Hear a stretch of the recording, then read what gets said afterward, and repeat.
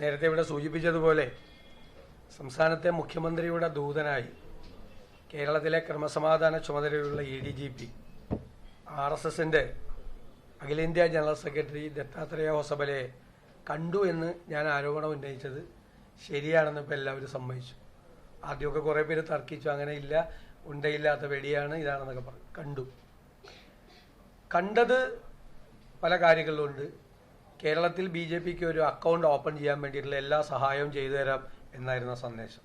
അതിന് പകരം ഞങ്ങളെ ഉപദ്രവിക്കരുതെന്നായിരുന്നു പകരമുള്ള ഡിമാൻഡ്. അതിനെ തുടർന്നാണ് പിന്നീട് അതിന് സഹായകരമായ പല നിലപാടുകൾ എടുത്തത്. അതിനേക്കാളൊക്കെ പ്രധാനം കേരളത്തിൻ്റെ അഭിമാനമായ ഒരു ഉത്സവം തൃശ്ശൂർ പൂരം, അത് ആചാരങ്ങളുടെ, അനുഷ്ഠാനങ്ങളുടെ, ജനങ്ങളുടെ, എല്ലാ വിഭാഗം ജനങ്ങളുടെ, ഹിന്ദുക്കളുടേത് മാത്രമല്ല എല്ലാ വിഭാഗം ജനങ്ങളും ഹൃദയത്തിലേറ്റുന്ന ഒരു ഉത്സവത്തെ അതിനെ കലക്കാൻ, ആ പൂരം കലക്കാൻ വേണ്ടി നടത്തിയ ഒരു ഗൂഢാലോചന അത് വളരെ വ്യക്തമാണ്. കാരണം ഗവൺമെൻറ്റിൻ്റെ ഡിഫൻസ് സിറ്റി പോലീസ് കമ്മീഷണറാണ് അഴിഞ്ഞാടിയിട്ടാണ് അത് ഡിസ്റപ്റ്റ് ചെയ്തത്, കലക്കിയതെന്ന് അദ്ദേഹത്തെ മാറ്റി ഞങ്ങളുടെ ജോലി കഴിഞ്ഞു എന്നാണ്. അപ്പോഴാണ് ഞാൻ പറഞ്ഞത് അന്ന് പകലും അന്ന് രാത്രിയും ക്രമസമാധാന ചുമതലയുള്ള ADGPയുടെ സാന്നിധ്യം അവിടെ ഉണ്ടായിരുന്നു.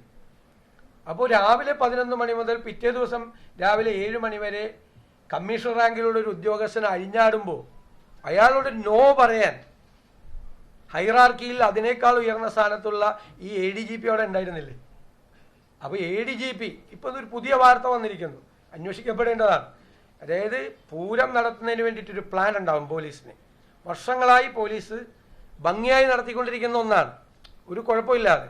ആ പ്ലാനുമായി കമ്മീഷണർ വന്നപ്പോൾ ആ പ്ലാൻ റിജക്റ്റ് ചെയ്ത് ഈ ക്രമസമാധാന ചുമതലയുള്ള ADGP ഒരു പുതിയ പ്ലാൻ നിർദ്ദേശിച്ചു എന്നാണ് പുതിയ വാർത്ത വന്നിരിക്കുന്നത്. അന്വേഷിക്കപ്പെടേണ്ട വാർത്തയാണ്. ആ പ്ലാൻ അനുസരിച്ചിട്ടാണ് ഇത് മുഴുവൻ കുളവായി പോയത്. പൂരം കലക്കിയത് നിസ്സാര കാര്യമല്ല. കാഫിർ വിവാദം പോലെ ഗൗരവമുള്ളൊരു കാര്യമാണ്. കാഫിർ വിവാദം മനഃപൂർവ്വമായി ഉണ്ടാക്കി, രാഷ്ട്രീയമായ ഭിന്നിപ്പുണ്ടാക്കി, സാമൂഹ്യമായ ഭിന്നിപ്പുണ്ടാക്കി, അതിൽ നിന്നും മുതലെടുപ്പ് നടത്തി ജയിക്കാൻ വേണ്ടിയിട്ടുള്ളൊരു തന്ത്രമായിരുന്നു. അത് പൊളിഞ്ഞു. ഇതുപോലെ തന്നെ ഇത് മറ്റൊരു കൂട്ടരെ ജയിപ്പിക്കാൻ ഈ വടക്കേ ഇന്ത്യയിലൊക്കെ ചില സംസ്ഥാനങ്ങളിലൊക്കെ നടക്കുന്നത് പോലെ തെരഞ്ഞെടുപ്പിന് മുമ്പ് ഈ വർഗീയ കലാപം ഉണ്ടാക്കുന്നതിന് വേണ്ടിയിട്ടുള്ള ചില വിത്തുകൾ പാകും.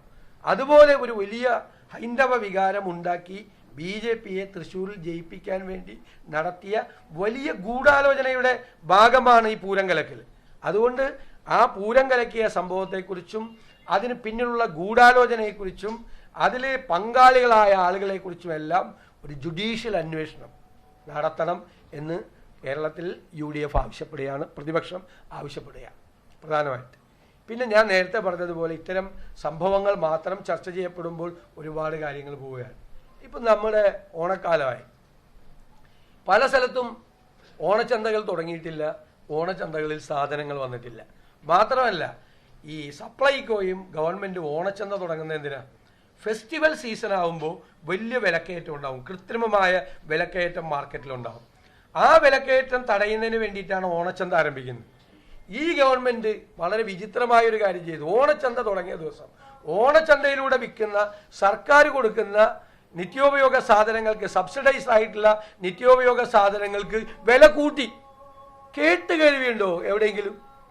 എന്തിനാണ് ഗവൺമെൻറ്? മാർക്കറ്റ് ഇൻ്റർവെൻഷനാണ് ഗവൺമെൻറ് നടത്തുന്ന. മാർക്കറ്റ് ഇൻ്റർവെൻഷൻ നടത്തി യഥാർത്ഥത്തിൽ അല്ലേ മാർക്കറ്റിൽ ഉണ്ടാകാവുന്ന കൃത്രിമമായ വിലക്കയറ്റം തടയാൻ ഉത്തരവാദിത്തപ്പെട്ട ഗവൺമെൻറ് ഓണച്ചന്ത തുടങ്ങുമ്പോൾ തന്നെ ഒരു 3 ഐറ്റം ഒഴിച്ച് 10 ഐറ്റത്തിൻ്റെ വില അങ്ങോട്ട് വർദ്ധിപ്പിക്കുക.